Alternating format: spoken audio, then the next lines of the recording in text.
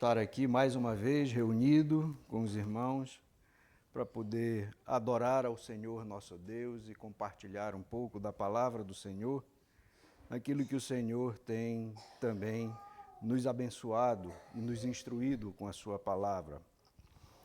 Eu, como mencionei hoje de manhã, eu quero tomar o texto que eu pulei no texto de Deuteronômio, capítulo 1, do verso 9 ao verso 19, ao verso 18, perdão. Enquanto os irmãos abrem a sua Bíblia, eu abro aqui minhas anotações também.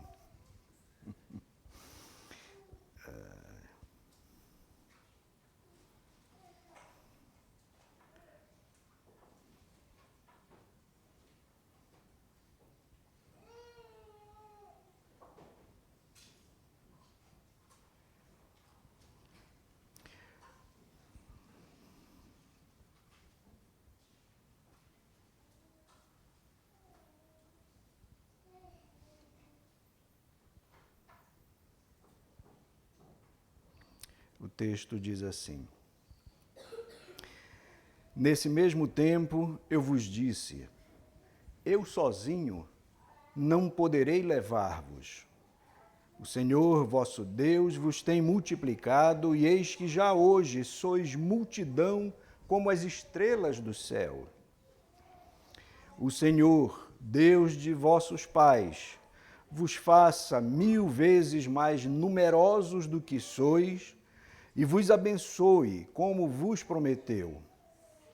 Como suportaria eu sozinho o vosso peso e a vossa carga e a vossa contenda? Tomai-vos homens sábios, inteligentes e experimentados, segundo as vossas tribos, para que os ponha por vossos cabeças. Então me respondestes e dissestes, é bom cumprir a palavra que tens falado.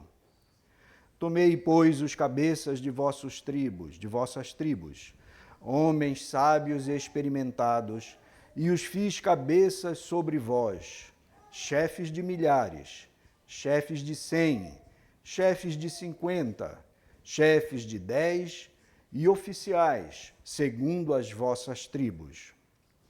Nesse mesmo tempo, ordenei a vossos juízes, dizendo, ouvi a causa entre vossos irmãos e julgai justamente entre o homem e seu irmão ou o estrangeiro que está com ele. Não sereis parciais no juízo, ouvireis tanto o pequeno como o grande. Não temereis a face de ninguém, porque o juízo é de Deus. Porém, a causa que vos for demasiadamente difícil, fareis vir a mim, e eu a ouvirei. Assim, naquele tempo, vos ordenei todas as coisas que haveis de fazer. Vamos orar mais uma vez ao Senhor nosso Deus. Senhor, nosso Deus e nosso Pai, nós mais uma vez nos apresentamos diante de Ti neste dia que Tu mesmo ordenastes e separastes, ó Deus, para o culto e a adoração a Ti. E assim vimos, ó Deus, como Teu povo, como Tua igreja, atendendo, ó Deus, a Tua ordenança, ao Teu chamado, para como Teu povo Te adorar, oferecer a Ti um culto de gratidão e de louvor pela obra de Cristo Jesus, o nosso Redentor, o nosso Salvador. E também render graças a Ti, ó Deus Pai, Tu que desde a eternidade amaste um povo e resolvestes, ó Deus, também te revelar a eles através da Tua palavra. E assim também, ó Deus, no devido tempo, o Teu Espírito Santo, a quem também adoramos, teve diante de nós, presente em nossos corações, aplicando todas essas verdades, especialmente a obra e o sacrifício de Cristo na cruz, em substituição, como um sacrifício vicário que pagou por nós a nossa culpa e o nosso pecado. E assim, ó Deus, nos apresentamos a Ti agora também com alegria para considerar, para meditar um pouco na Tua palavra, pedindo ao Senhor, ó Deus, que nos abençoe através dela, que ela de fato nos ensine, que ela de fato fale a cada um de nós naquilo que necessitamos ouvir e aprender. E perdoa, Senhor, nossas faltas, abençoando também o teu povo reunido em todo e qualquer lugar aonde uma verdadeira igreja se reúne neste dia para adoração e culto a Ti.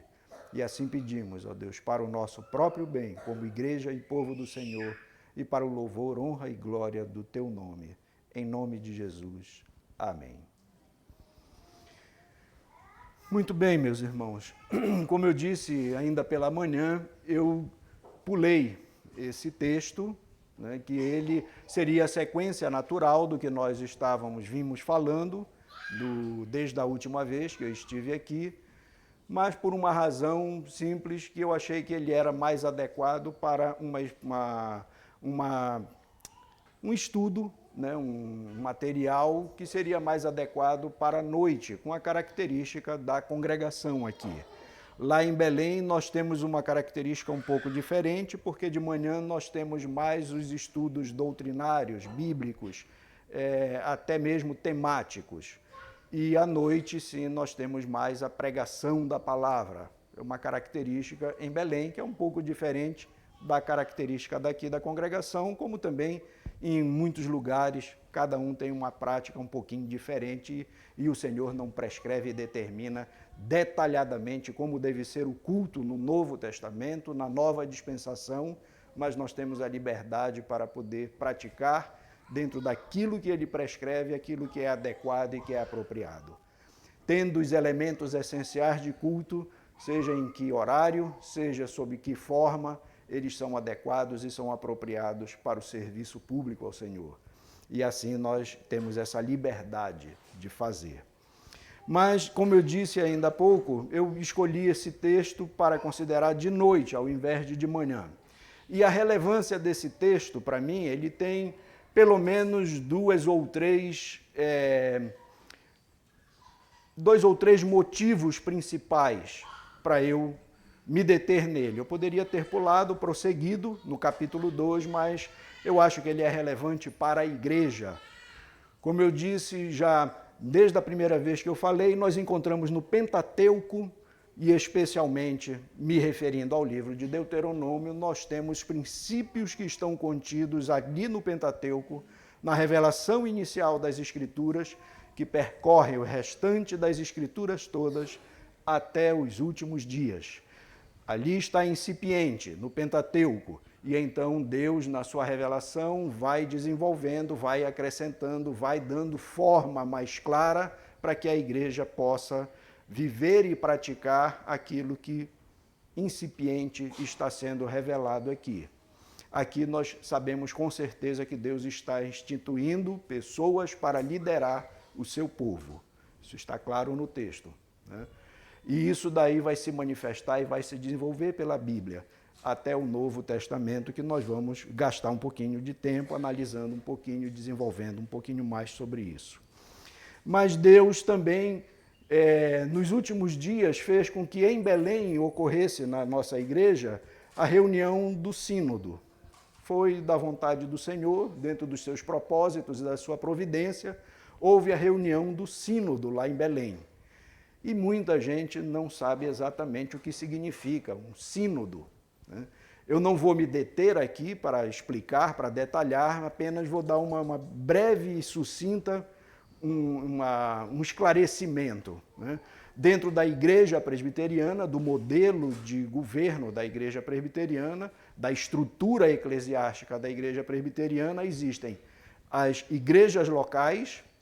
Essas igrejas locais, quando se unem em um grupo de igrejas, formam um presbitério, e isso anualmente os irmãos sabem que o presbítero Tiago costuma ir a Belém, porque se reúne anualmente lá em Belém, o presbitério, aonde vai ordinariamente um presbítero de cada igreja, desse grupo de igrejas, e o pastor dessas igrejas, ou os pastores dessa igreja.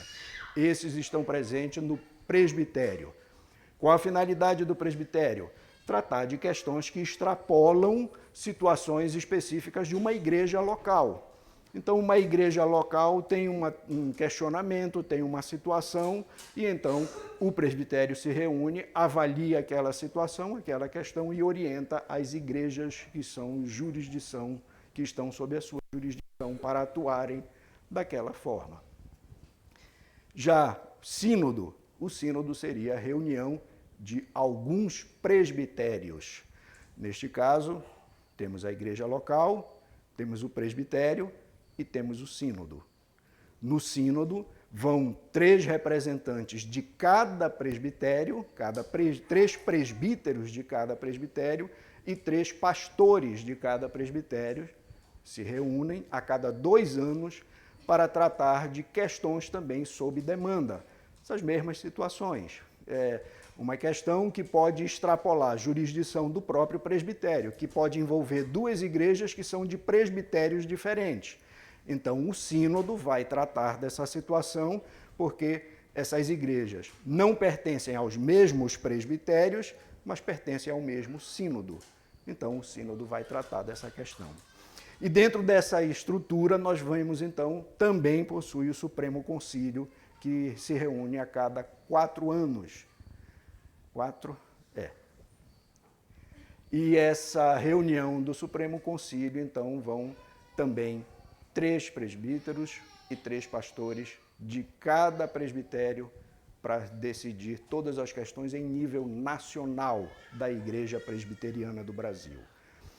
Mesma situação, ela vai atuar sob demanda e pode envolver questões que se dizem respeito a uma igreja de um presbitério, de um sínodo e de outra igreja, de outro presbitério e de outro sínodo. Como resolver isso?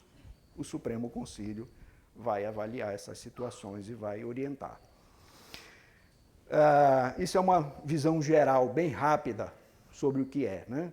Então, neste sentido, há 10 dias atrás, nós tivemos a reunião do sínodo que foi lá em Belém. A Igreja Presbiteriana Central foi quem recebeu a reunião do sínodo que nós pertencemos, que é o sínodo setentrional.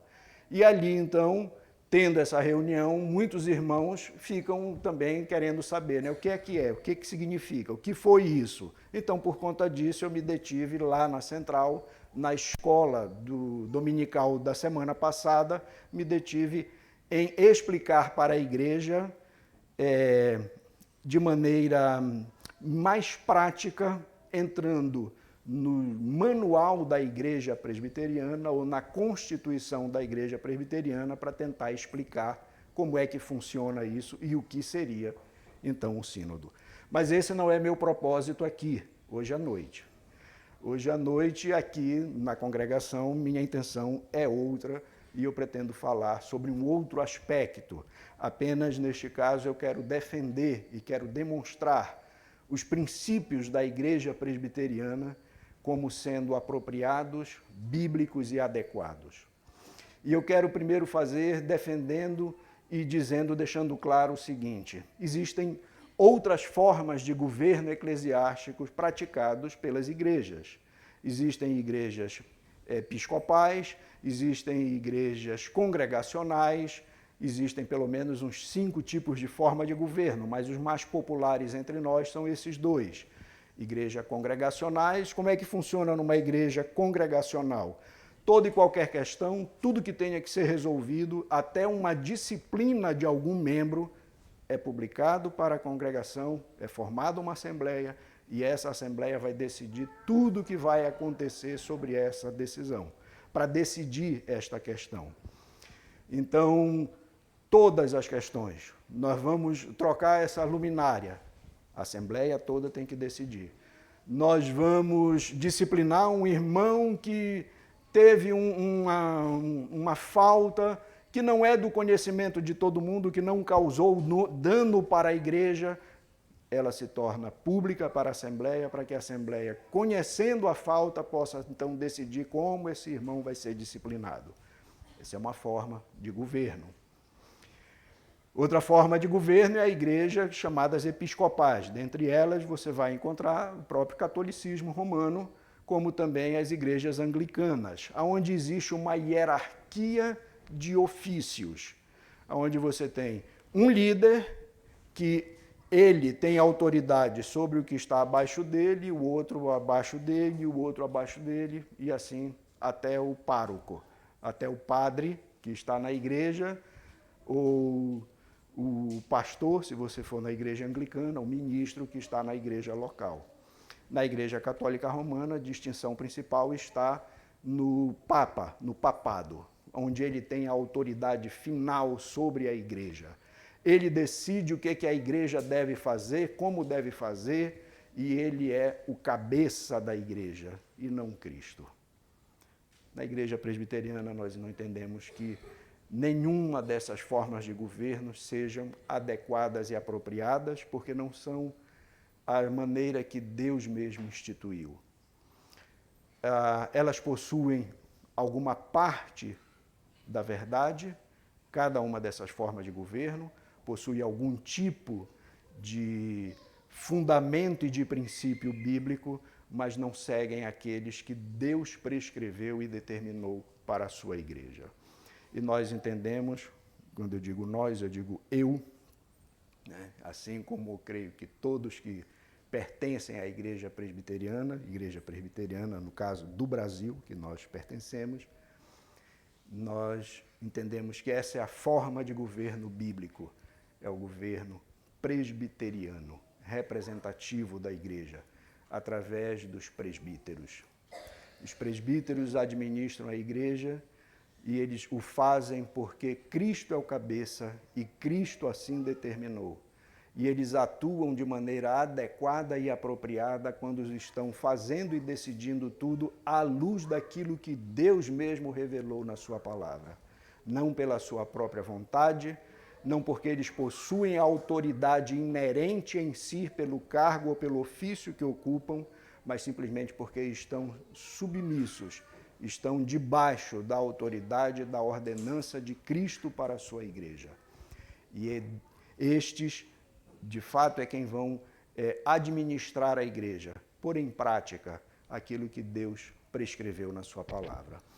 Isso seria um resumo bem resumido do que nós chamaríamos de um sistema presbiteriano. O sistema presbiteriano ele é conciliar. Nós não temos um líder, seja ele quem for.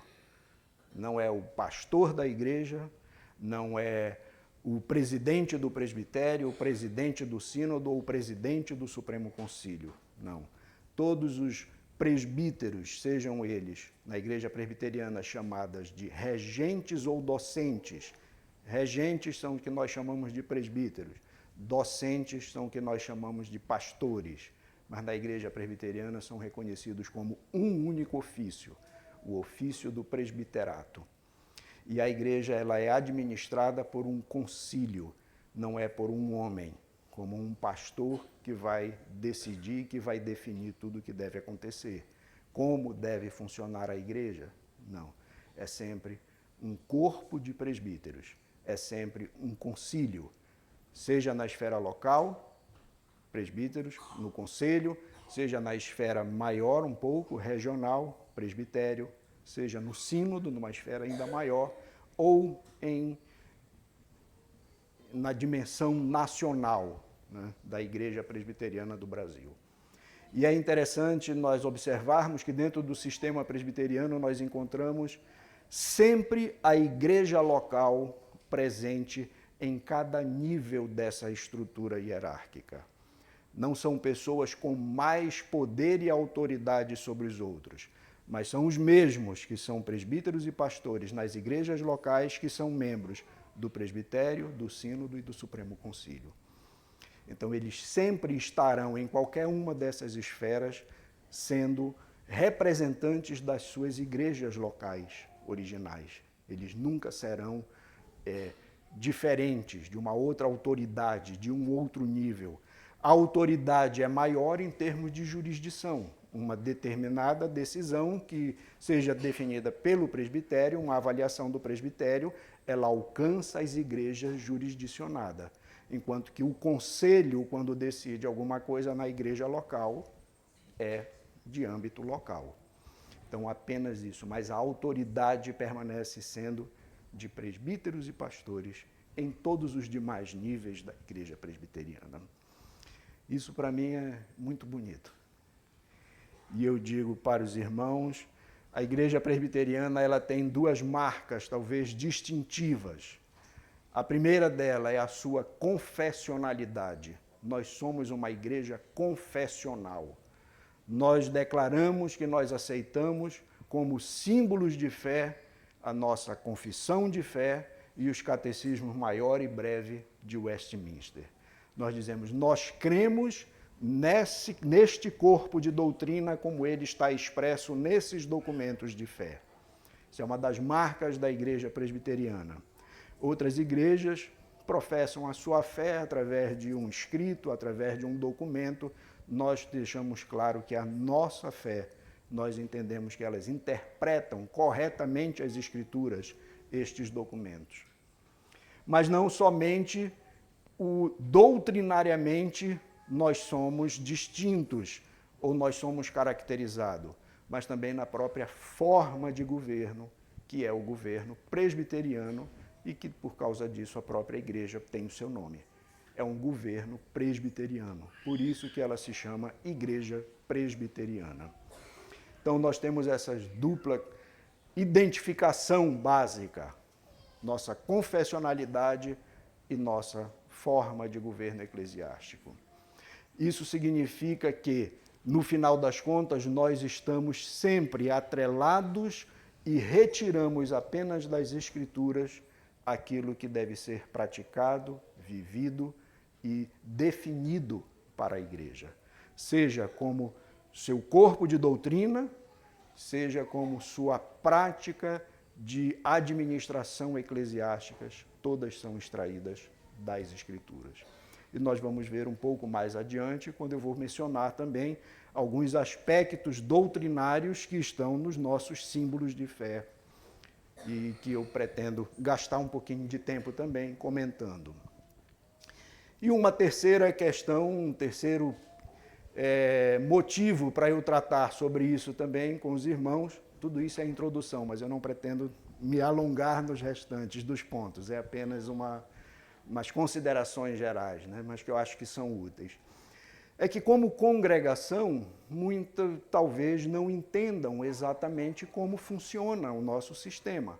O que significa? Nós somos uma congregação da Igreja Presbiteriana, mas nunca se presenciou, talvez a maioria dos membros aqui da congregação nunca presenciaram como se processa essa escolha ou essa identificação do grupo de pessoas que irão servir como presbíteros ou diáconos, ou até mesmo como pastor na Igreja Presbiteriana. Então, a congregação, a maioria dos irmãos, acredito que nunca tiveram oportunidade de presenciar e até de participar desses eventos.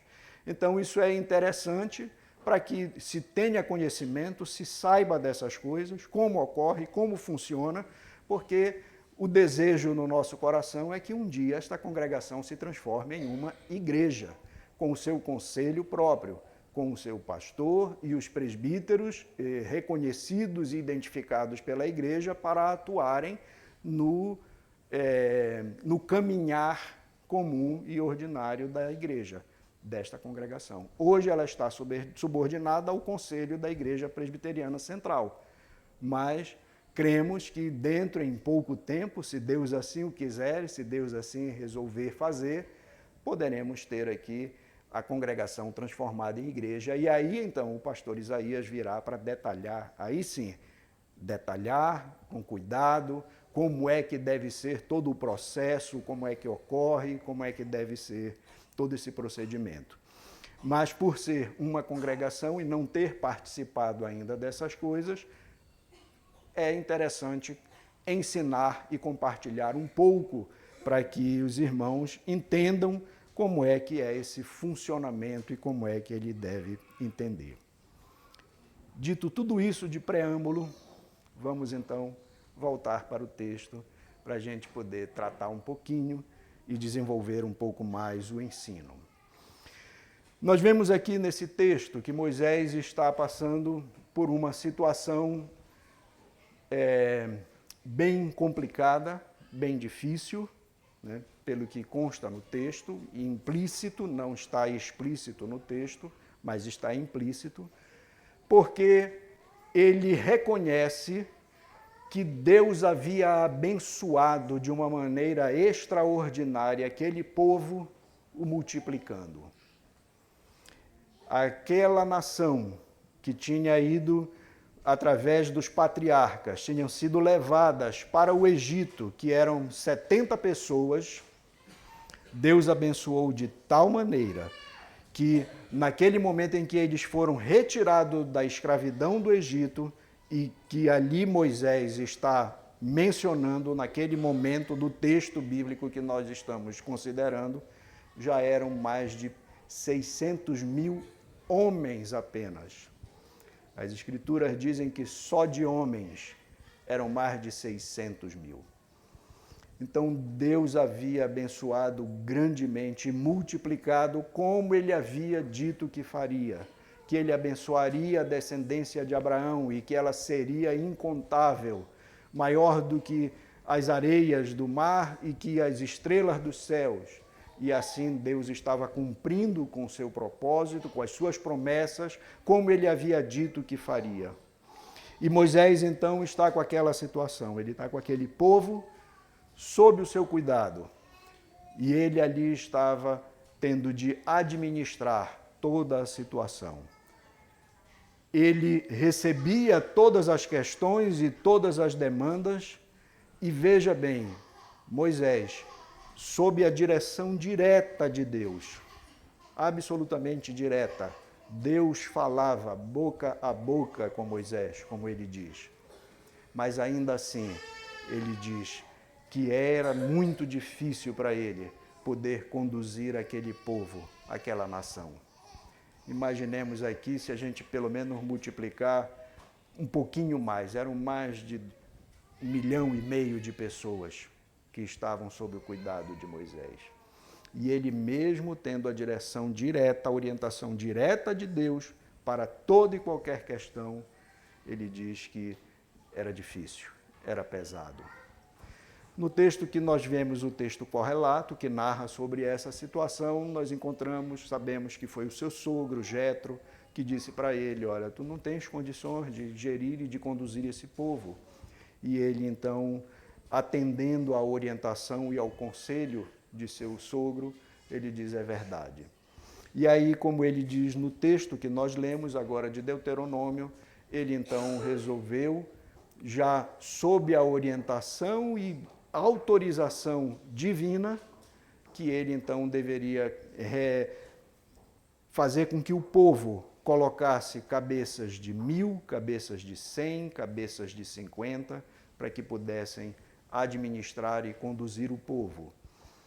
E que, além disso, dentro da estrutura da igreja, que era uma nação na antiga dispensação, Moisés também, sob orientação de Deus, instituiu juízes para julgar as causas, não somente entre o povo, entre os irmãos, entre os judeus, mas inclusive entre os judeus e o estrangeiro que tivesse no meio do seu povo. E ele orienta também e diz que aqueles juízes deveriam julgar com justiça, deveriam atuar com justiça, não temendo as decisões que eles tivessem que tomar, porque na realidade a justiça e o juízo eram de Deus. Então a orientação de Moisés, que ele repassa para o povo, como nós lemos no texto que nós acabamos de ver, é que ele necessitava disso. Agora, por que ele necessitava fazer isso? Por uma razão muito simples. O nosso texto diz, porque as vossas demandas e os vossos pecados são pesados demais para mim. A igreja, o povo de Deus, é composta de pecadores.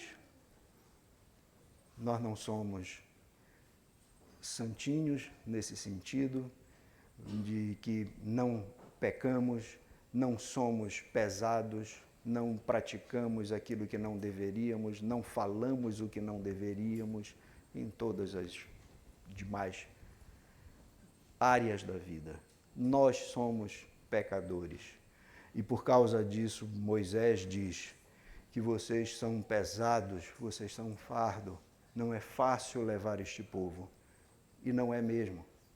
Não pode ser, porque é composto de homens e mulheres pecadores, que muitas vezes se levantam em murmuração, muitas vezes se opõem. Isso na história, nós encontramos na história do povo judeu, nós vamos ver cada uma dessas situações acontecendo. Miriam e Arão se levantando e questionando Moisés, aqueles que deveriam ser, digamos, os seus braços direitos, na realidade, fazendo oposição a Moisés. E o povo continuava sendo pesado, continuaria sendo pesado. Isso nos traz logo uma primeira lição para a gente perceber e para a gente saber que nós não devemos ser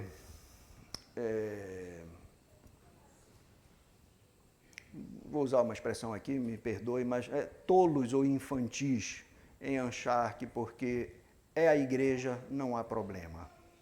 Não. Toda igreja tem problema. Toda igreja tem problema. Não existe igreja sem problema. Não existe povo de Deus que não tenha problema. Sempre vai haver. Porque nós somos pecadores. Somos compostos de homens e mulheres pecadores. E Moisés, então, sob a orientação de Deus, sob a autorização de Deus, servindo-se do conselho que ele recebeu de seu sogro, Jetro, ele então determina que assim a liderança deveria ser instituída sobre aquele povo, sobre aquela nação. Nós encontramos em Êxodo, capítulo 16, versos 2 a 3. Toda a congregação dos filhos de Israel murmurou contra Moisés e Arão no deserto. Disseram-lhes os filhos de Israel: quem nos dera tivéssemos morrido pela mão do Senhor na terra do Egito, quando estávamos sentados junto às panelas de carne e comíamos pão a fartar, pois nos trouxestes a este deserto para matardes de fome toda esta multidão. Veja como o povo do hebreu, retirado e resgatado do Egito com mão forte e poderosa, como eles se pronunciam para a liderança de Moisés ali. Ainda Números, capítulo 12, verso 1 e 2, que eu acabei de mencionar, Miriam e Arão. Falaram Miriam e Arão contra Moisés por causa da mulher cuxita que tomara, pois tinha tomado a mulher cuxita, e disseram: porventura tem falado o Senhor somente por Moisés? Não tem falado também por nós? O Senhor o ouviu. E o que foi que aconteceu com eles? Foram disciplinados pelo Senhor. Miriam acabou ficando com lepras, né? E teve de ser afastada do povo durante um período, porque é povo de dura cerviz, povo pecador. E diante da bênção e do crescimento do povo e da realidade da maldade do coração humano, então Moisés atende à orientação do seu sogro, e assim ele define. E ele mostra que essa decisão ela foi sábia e divinamente aprovada. Em Êxodo capítulo 18, versos 19 e 20, diz assim: ouve, pois, as minhas palavras, eu te aconselharei, e Deus seja contigo. Representa o povo perante Deus, leva as suas causas a Deus. Ensina-lhes os estatutos e as leis e faze-lhes saber o caminho em que devem andar e a obra que devem fazer.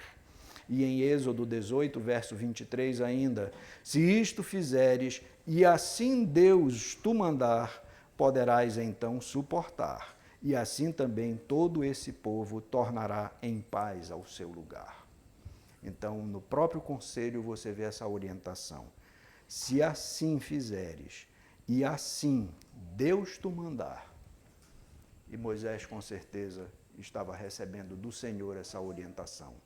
Ele identificou, no texto não fala claramente que Deus disse para ele: assim diz o Senhor, mas a própria orientação que ele recebeu deixa claro que se Deus assim te mandar, deves fazer assim. E sabemos que Moisés atendia à voz de Deus e falava face a face com o Senhor. Assim foi feito, e como é relatado no texto que nós estamos mencionando, em Deuteronômio, capítulo 1, verso 13, diz: tomai-vos homens sábios, inteligentes e experimentados, segundo as vossas tribos, para que os ponha por vossos cabeças. Ou seja, Moisés atendeu e fez esse tipo de orientação. Tomai dentre o povo, dentre vós mesmos, homens experimentados, homens sábios, homens que saibam discernir adequadamente para poder conduzir o povo, para poder orientar o povo.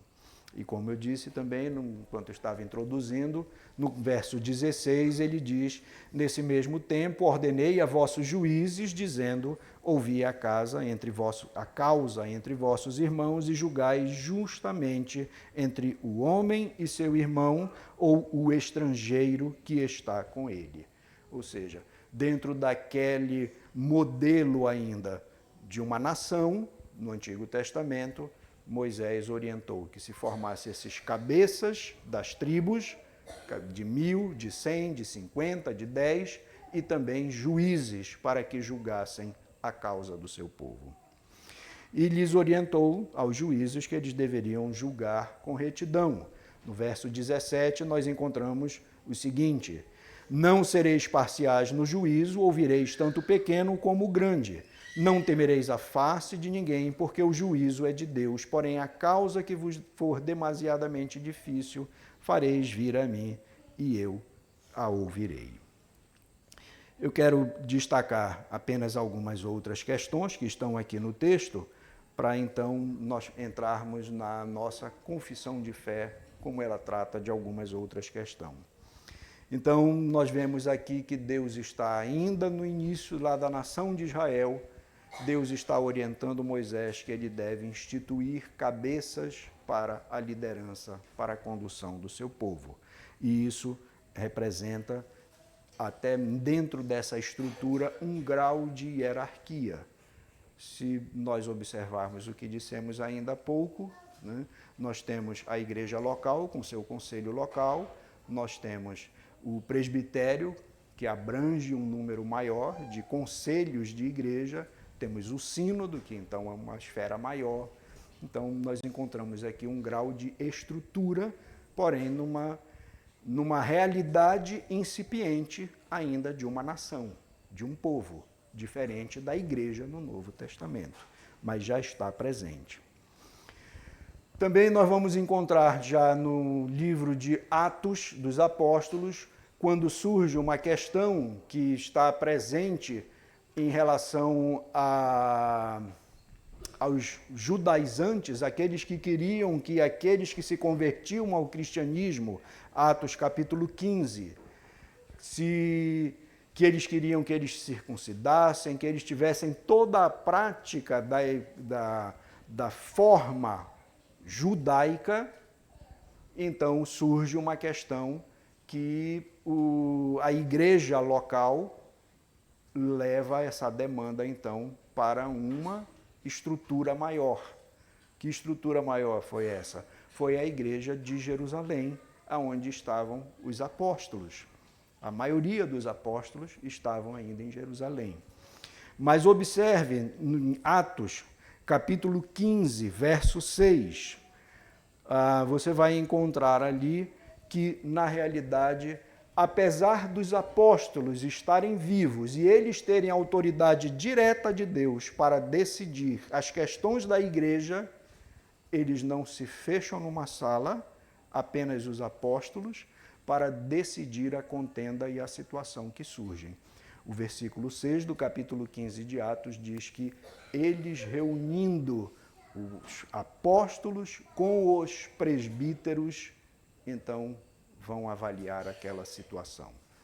Você vê aqui já uma estrutura sendo modificada, sendo adequada, sendo transformada à luz dessa revelação progressiva e dessa mudança da realidade da igreja do Antigo Testamento como um povo para a igreja do Novo Testamento, onde é de toda raça, tribo, povos e nações. Então você já vê uma estrutura sendo modificada.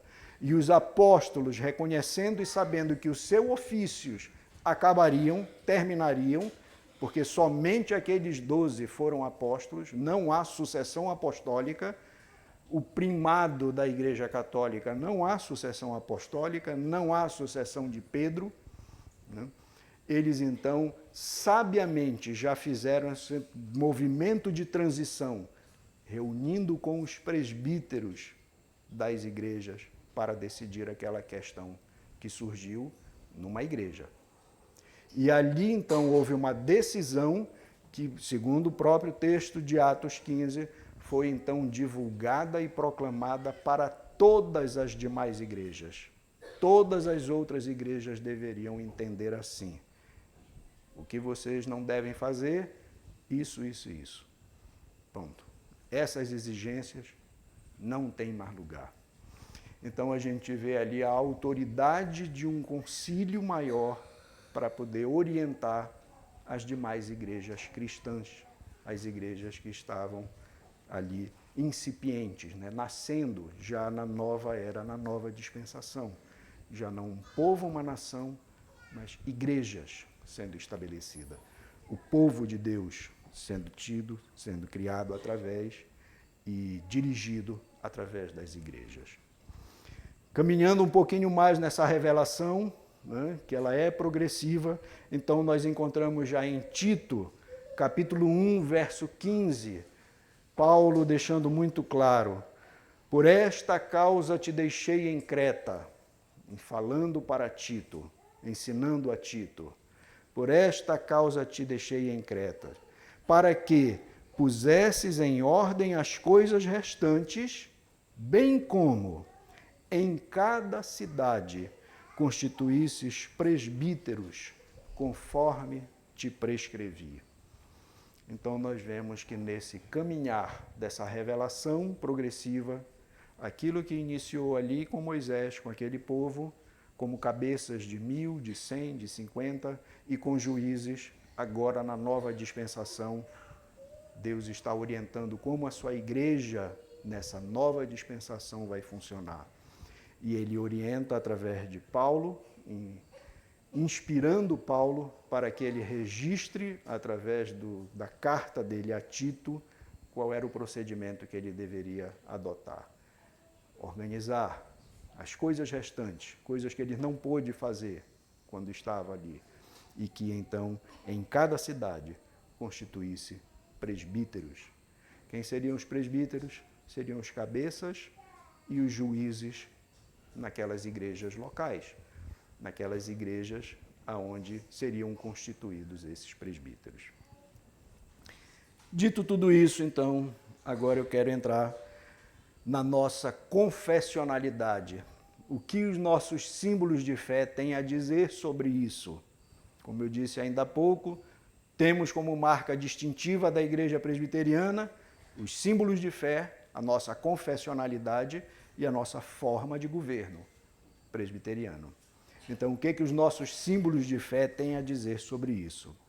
No capítulo 30 da Confissão de Fé de Westminster, há alguns artigos, né, que tratam sobre as censuras eclesiásticas. Elas não são diretamente ligadas a este ensino, mas elas revelam como funciona a estrutura dessa liderança ou desses concílios eclesiásticos. Então ele começa logo dizendo, no artigo 1º, o Senhor Jesus, como rei e cabeça da sua igreja, nela instituiu um governo nas mãos dos oficiais dela, governo distinto da magistratura civil, porque não somos mais uma nação como o povo judeu era. Nós somos distintos da magistratura civil. Existe um sistema de governo episcopal, que é na Inglaterra, onde é o rei que é o líder e o cabeça da igreja. Ele que institui pastores, bispos, assim como na igreja católica existe o Papa, na igreja anglicana é o rei que é o cabeça.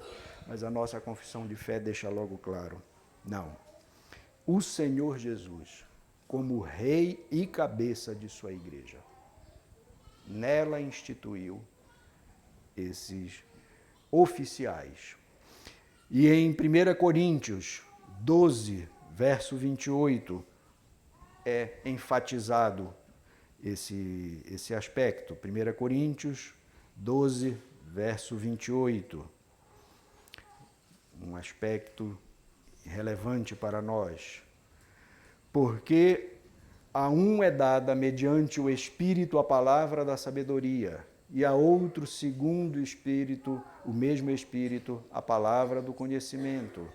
E assim ele desenvolve e vai tratando. O apóstolo Paulo está dizendo, e a uns eles estabeleceu, cada um para o seu ofício, para o seu serviço, com vistas ao aperfeiçoamento dos santos. Também é tratado nas Escrituras. Então, Deus estabeleceu estes oficiais, Deus determinou, vemos em Tito, acabamos de ver Paulo escrevendo a Tito.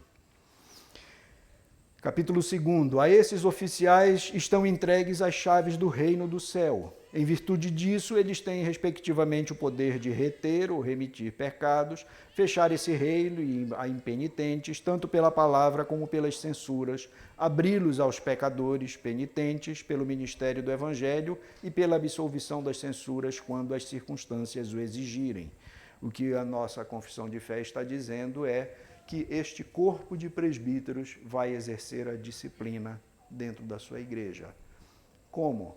Através das orientações bíblicas adequadas, apropriadas. Não é a Assembleia que vai decidir as questões de disciplinas dentro da igreja.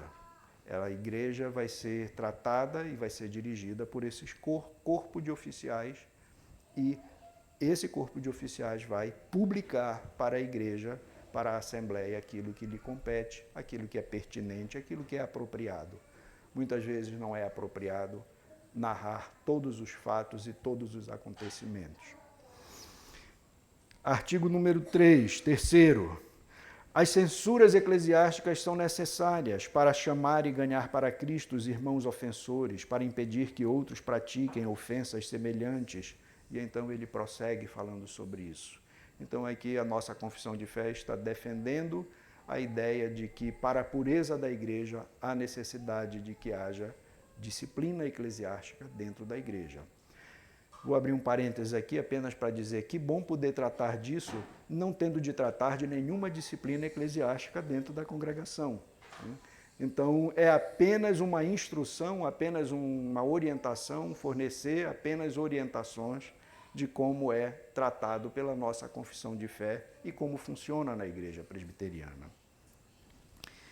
E os irmãos conhecem, sabem que dentro de cada artigo, cada capítulo da confissão existem inúmeros textos que defendem e que interpretam assim e defendem o que está sendo dito. No capítulo 4 ainda, ele diz, para melhor conseguir esse fim, os oficiais da igreja devem proceder da seguinte ordem, segundo a natureza do crime e demérito da pessoa, repreensão, suspensão do sacramento da ceia do Senhor e exclusão da igreja. Por que isso? Porque existem faltas veladas, existem faltas públicas e existem aqueles que são impenitentes. Então, de acordo com a falta, assim como os juízes no Antigo Testamento julgariam as causas com justiça, a igreja, os presbíteros, o corpo de presbíteros, o conselho da igreja vai julgar com justiça e vai aplicar o tipo de sanção ou de pena adequada para cada situação. E como eu disse ainda há pouco, é muito bom a gente tratar sobre estes assuntos não tendo nenhuma questão para a gente poder tratar. Não é, de maneira nenhuma, qualquer coisa que eu esteja dizendo aqui se aplica a qualquer situação ou a qualquer pessoa.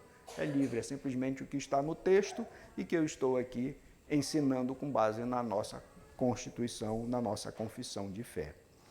Aí eu quero compartilhar aqui com vocês uma questão que, no tempo que eu tenho servido como presbítero na igreja, eu percebo que é uma das maiores dificuldades que nós encontramos nas questões disciplinares, já que o assunto aqui é questão de disciplina.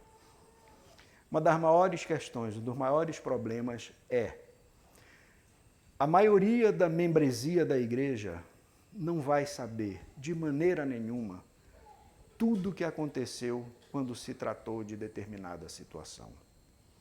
Isso até para resguardar o próprio faltoso, a própria pessoa que cometeu o erro, o delito, o pecado, o mal. A igreja não vai saber de todos os detalhes, para poupar a própria pessoa e poupar a própria igreja.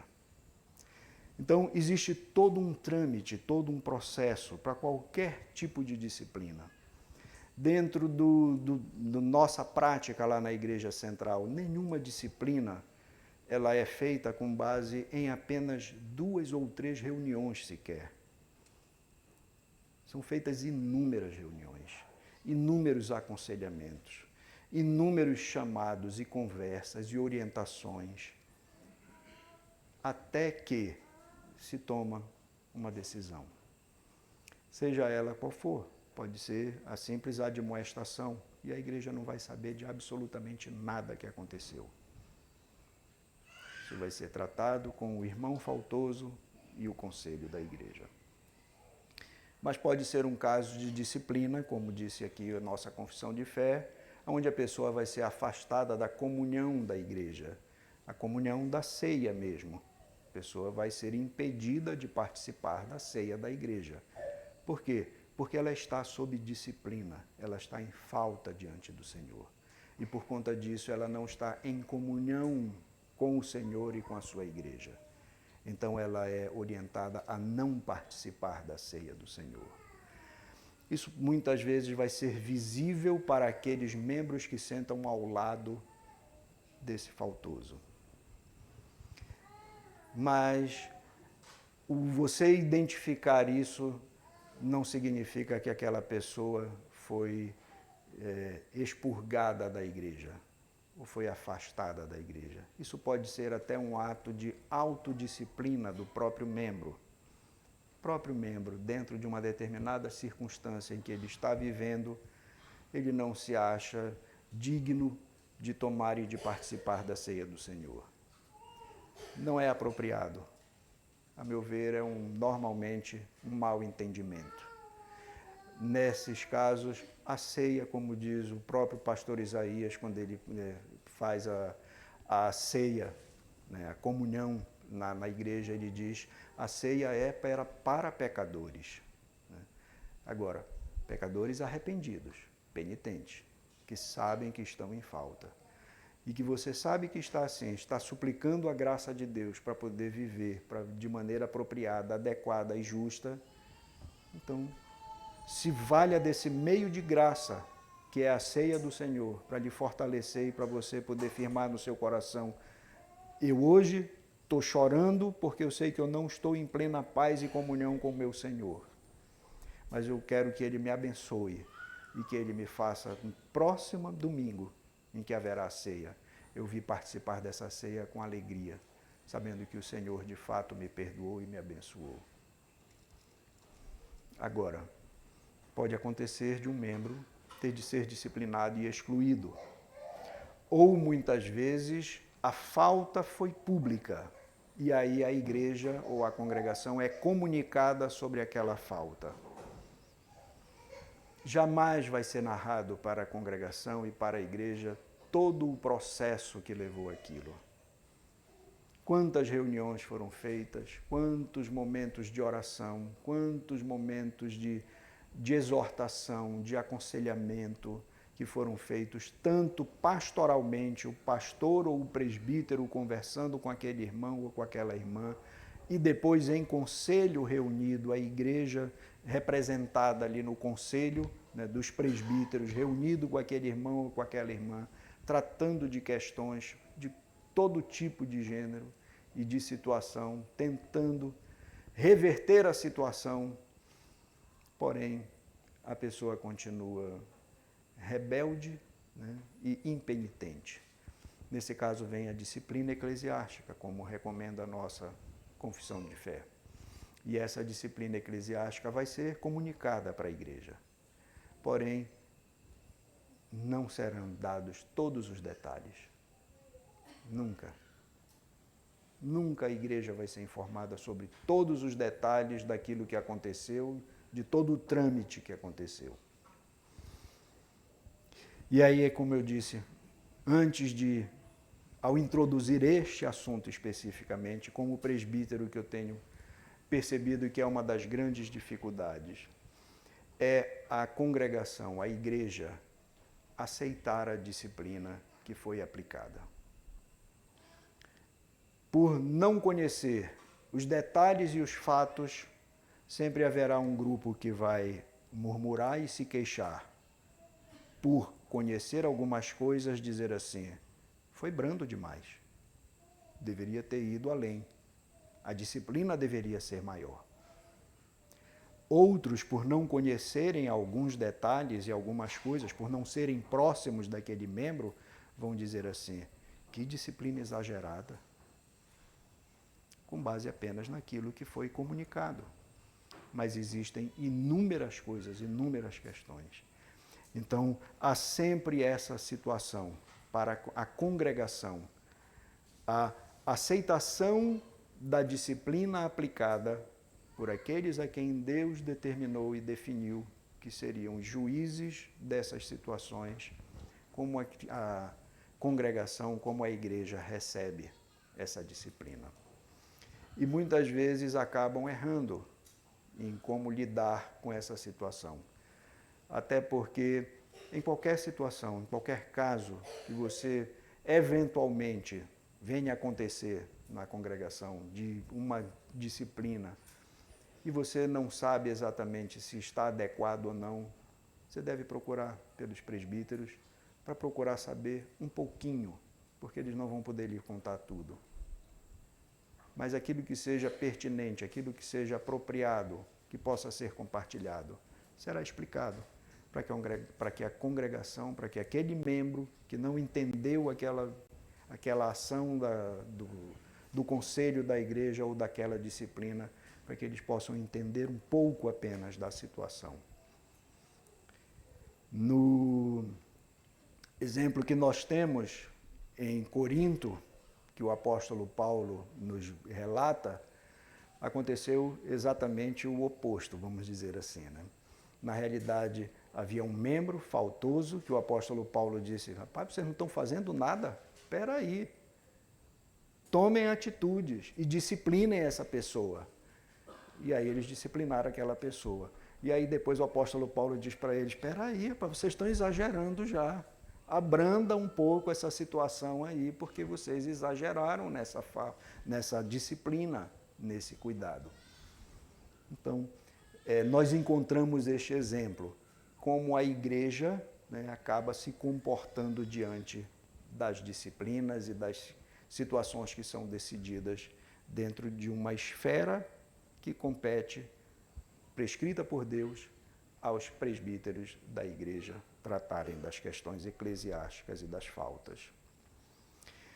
Prosseguindo, mas já correndo para a conclusão, isso era apenas um parênteses aqui, falando sobre essa realidade que eu tenho vivido ao longo dos anos que eu tenho servido como presbítero na Igreja Central, que é a dificuldade da igreja compreender que aquilo que foi feito era apropriado e era adequado. E não foi sem oração, sem temor, sem inúmeras reuniões para poder tratar de qualquer falta ou de qualquer problema. Foi com muito choro, com muita oração, com muitas reuniões. Mas a nossa confissão de fé ainda prossegue e dizendo num capítulo seguinte, o capítulo 31, então ela defende sobre a forma dos concílios, dos sínodos e concílios. E aí ela diz assim, artigo 1º, Para melhor governo e maior edificação da igreja, deverá haver as assembleias comumente chamadas sínodos ou concílios.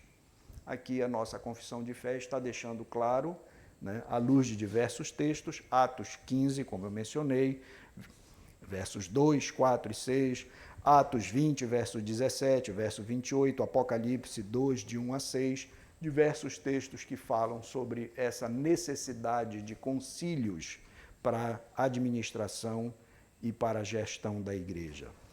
E aí, no artigo 2º, ela diz: aos sínodos e concílios compete decidir ministerialmente controvérsias quanto à fé e casos de consciência, determinar regras e disposições para a melhor direção do culto público de Deus e governo de sua igreja, receber queixas em caso de má administração. Isso está nessas esferas desses concílios, cada um deles. E ele, à luz de Atos 15, que eu mencionei, o próprio texto da nossa confissão de fé diz: os seus decretos e decisões, sendo consoantes com a palavra de Deus, devem ser recebidas com reverência e submissão. Aquilo que eu acabei de fazer, esse parênteses, né? Entendendo que a disciplina ou a orientação vinda do conselho, do presbitério, do sínodo, do Supremo Concílio, sendo bíblicas, elas devem ser recebidas com reverência e com submissão. E os textos de Atos 16, capítulo 4, Atos 15, versos 27 a 31, falam sobre isso.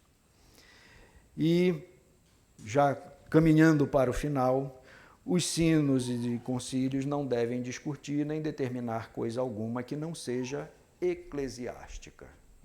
Ou seja, o conselho, o presbitério, o sínodo e o Supremo Concílio não vão se reunir para decidir nada que não seja da esfera eclesiástica. Essa é a nossa esfera. Em Moisés, em Deuteronômio, eram juízes, eram cabeças de 10, de 50, de 100 e de 1000 que julgariam questões objetivas, reais, judiciais até. Dentro da igreja, não. A esfera é eclesiástica.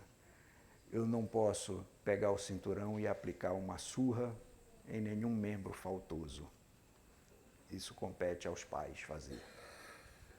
E muito menos ainda se ele for um membro adulto, que aí o negócio é pior, né? Aí, se ele for nem tão piedoso quanto o que vai aplicar essa disciplina, né? Vão lá para fora e vai ter uma briga lá fora, né? Porque não vai dar certo isso daí. Não é essa a esfera de atuação da igreja. Essa era a esfera de atuação no Antigo Testamento. Essa era a esfera de atuação nos dias de Moisés.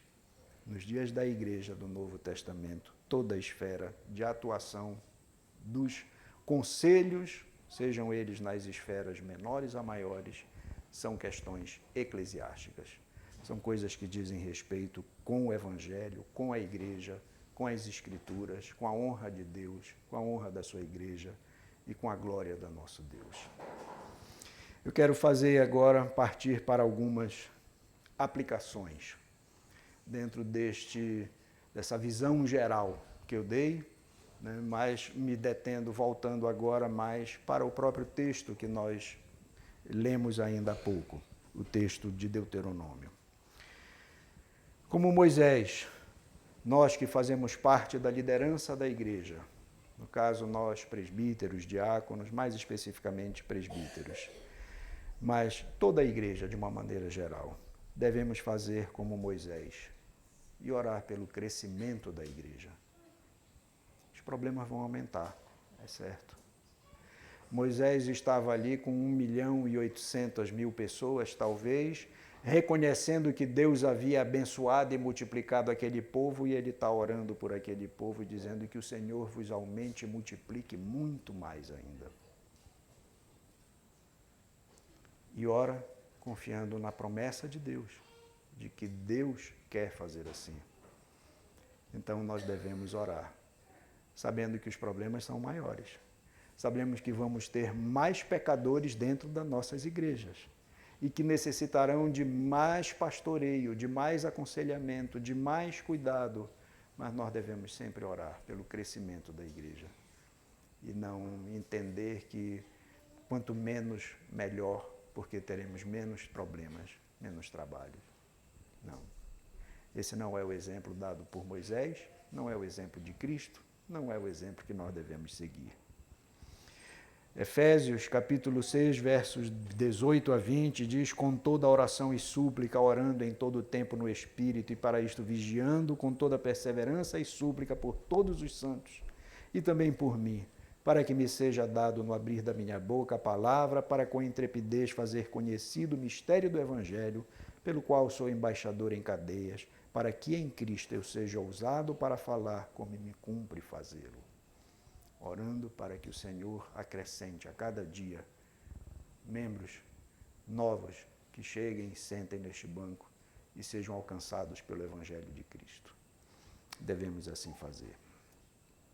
Segunda aplicação prática para nós. Todos nós, como membros deste povo, também devemos suplicar e nos esforçar, sabendo que somos pecadores, e nos esforçar para que não sejamos pesados para com aqueles que nos lideram. Você deve ter em mente, né, que a sua falta entristece não somente a Cristo, que já seria o extremo, né, mas também entristece tanto aos seus queridos, seus familiares e também os seus líderes na igreja. E você não deve pensar que isso é coisa de só menos, né? Na realidade, pense, se lembre, se preocupe e devemos suplicar, como membros da igreja, para que não sejamos pesados para os nossos líderes, como também não sejamos pesados para Cristo, não sejamos pesados e manchemos a glória de Cristo e a glória da sua igreja.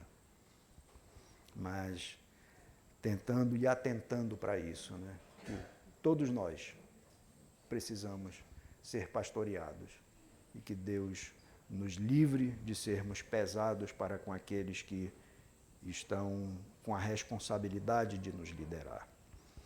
1 Tessalonicenses, capítulo 5, verso 12 e 13 diz: agora vos rogamos, irmãos, que acateis com apreço os que trabalham entre vós e os que vos presidem no Senhor e vos admoestam, e que os tenhais com amor e com máxima consideração por causa do trabalho que realizam. Vivei em paz uns com os outros. E Hebreus capítulo 13, verso 17 diz: obedecei aos vossos guias e sede submissos para com eles, pois velam por vossa alma como quem deve prestar contas, para que façam isto com alegria e não gemendo, porque isto não aproveita a vós outros. Não sejamos pesados para com aqueles que estão nos liderando, para com aqueles que estão velando pelas nossas almas. Eu me lembro, o pastor Paulo Anglada dizia uma coisa, ele dizia que quando o telefone da casa tocava, ele já se arrepiava, né? Porque ninguém telefonava para a casa dele para dizer assim: pastor, eu estou lhe ligando para dizer que está tudo bem, viu? Eu estou amando minha esposa cada vez mais, a minha esposa está sendo cada vez mais submissa a mim, os meus filhos estão me obedecendo como nunca me obedeceram, eu estou disciplinando meus filhos e eles estão gratos pelas disciplinas que têm recebido. Nunca era por causa disso, né? Era sempre por conta dos pecados, dos erros e dos problemas. Então, tenhamos isso em mente também, né? Não devemos ser pesados. Terceira aplicação: estejamos cientes que o povo de Deus é constituído de pessoas pecadoras e, por isso, necessitam de um governo eclesiástico. Mas esse governo eclesiástico tem que ser segundo o modelo bíblico dado pelo próprio Senhor para a sua igreja. Ele, como único cabeça da sua igreja, instituiu o modelo bíblico e ele estabeleceu como deve funcionar a igreja de Cristo. E a igreja de Cristo deve funcionar desta forma. Não é como eu acho, não é como eu penso, não é como eu quero. Eu sou, cada um de nós podemos bater no peito e dizer assim, eu sou um tirano. Por quê? Porque eu sempre acho que eu tenho a razão, eu sempre acho que o que eu quero é o que é o correto, é o que é o adequado. Mas por causa disso, porque Deus sabe que nós somos tiranos, ele disse assim, olha, a minha igreja não será liderada por um homem só. Ela sempre será liderada por um concílio, por um conselho de homens que administrarão a minha igreja.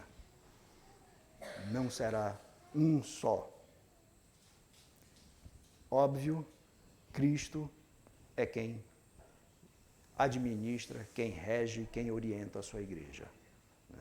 Ele é o Senhor da igreja, como dito logo no início da nossa confissão de fé. Mas, para evitar que surjam tiranos dentro da sua igreja, Deus estabeleceu esse sistema de governo presbiteriano. Quarta aplicação para todos nós. Desde o início da Igreja de Deus, ele prescreveu as características daqueles que seriam identificados para servir a seu povo. E ali em Deuteronômio, capítulo 1, Moisés está dizendo, tomai-vos homens sábios, inteligentes e experimentados, e aos juízes que sejam justos, humildes e dependentes de Deus. Não sereis parciais nos juízos, ouvireis tanto o pequeno como o grande. A causa que vos for demasiadamente difícil, fareis vir a mim. Essa é a orientação desde lá. E assim ela vai se estabelecendo, como eu mostrei, através da revelação progressiva, como é que ela vai funcionar, como é que vai ser, como é que a igreja deve administrar. E como serão esses homens? Quem serão esses homens? Nós vamos encontrar nas orientações de Paulo a Tito e a Timóteo. Mas isso já é um assunto para o pastor Isaías, quando chegar o momento certo de haver eleição dentro da igreja. E aqui eu faço também um parênteses para dizer, esse termo, eleição, ele não é adequado. Nós utilizamos porque é um termo que nós conhecemos facilmente. Eleição, a gente já sabe o que significa. Mas, na realidade, o termo adequado é identificação ou reconhecimento. Porque as Escrituras dizem, assim devem ser estes homens. E a igreja vai fazer o quê? Ela vai identificar os homens que estão dentro desse padrão que Deus estabeleceu para serem os seus líderes. Para serem identificados como presbíteros e como diáconos.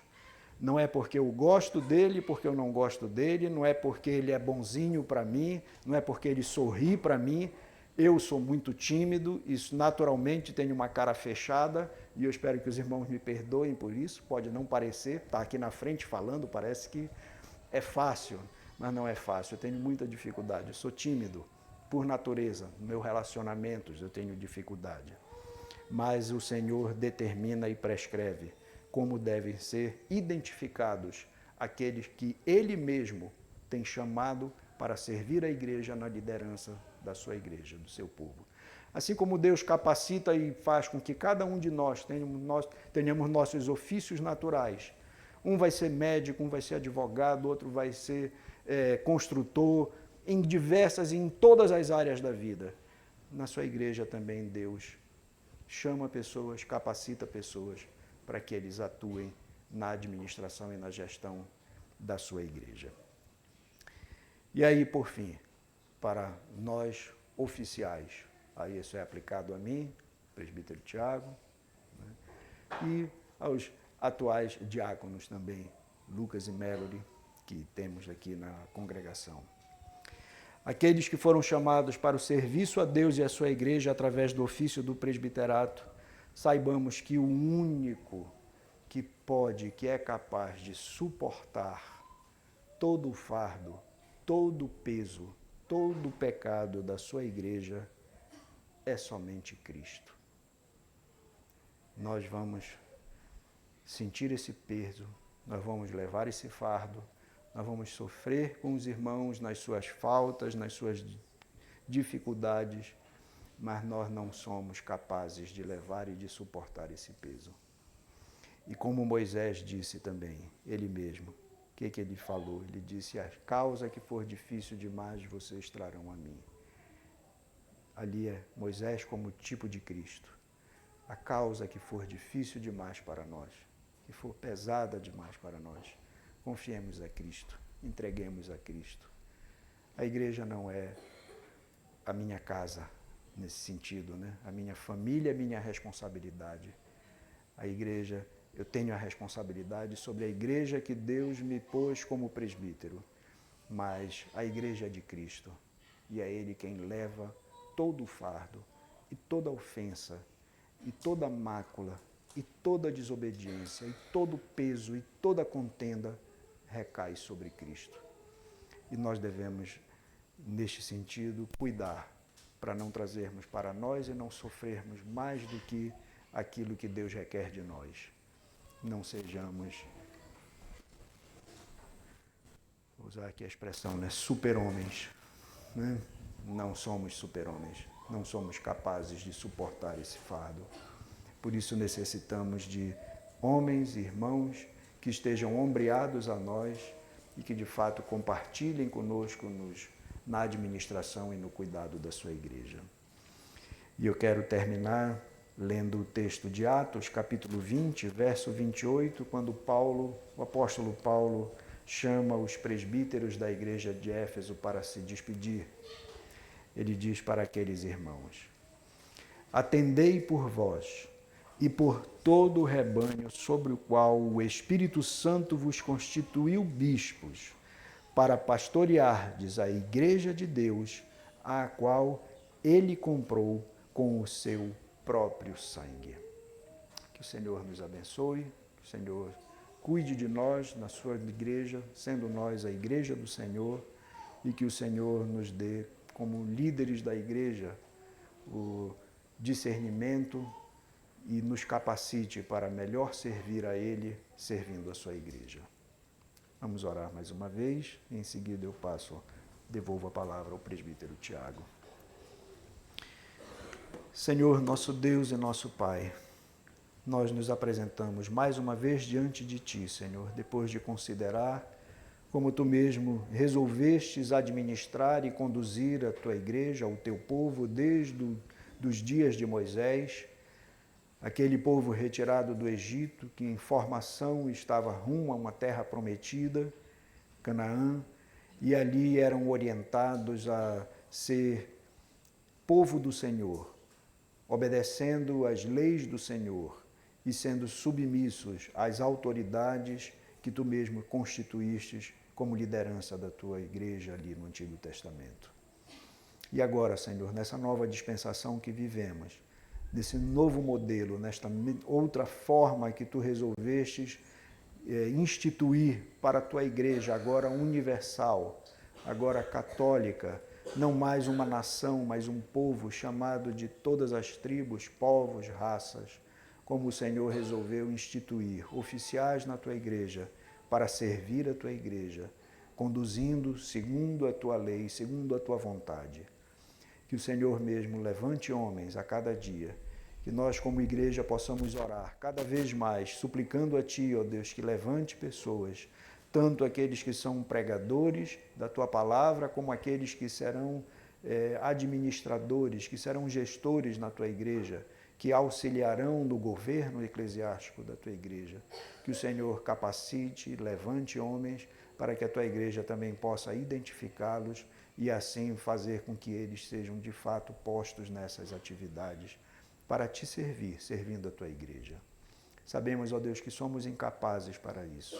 Sabemos que a igreja, como um corpo de homens e mulheres pecadores, são difíceis de serem conduzidos e que são penosos para nós.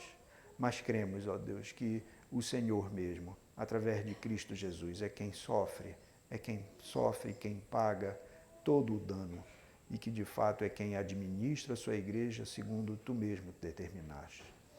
Ajuda-nos, ó Deus, a atuar com sabedoria e agir da maneira adequada e apropriada para o bem da Tua igreja, como também para a honra e glória do Teu nome, fazendo tudo aquilo que a Tua própria palavra nos ensina, e sendo submissos, não temendo a homens, mas obedecendo a Ti, ó Deus, sabendo que és Tu mesmo quem tens determinado e definido, e assim nós devemos atuar obedientes à Tua palavra.